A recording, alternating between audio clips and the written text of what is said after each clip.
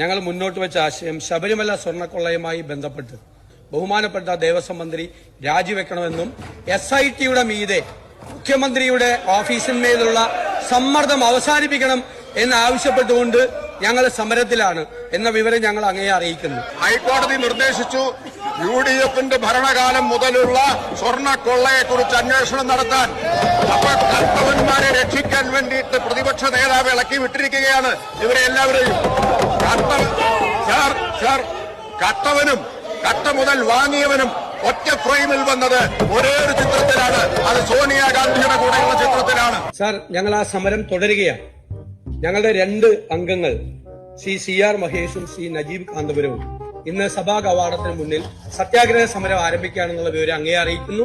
ഞങ്ങൾ സഭാ നടപടികളുമായി സഹകരിച്ചുകൊണ്ട് തന്നെ ഈ സമരവുമായി മുന്നോട്ട് പോവുകയാണെന്ന് അങ്ങേ അറിയിക്കുന്നു. ഞങ്ങൾ സഭാ നടപടികളുമായി സഹകരിച്ചുകൊണ്ട് തന്നെ ഈ സമരവുമായി മുന്നോട്ട് പോവുകയാണെന്ന് അങ്ങേ അറിയിക്കുന്നു.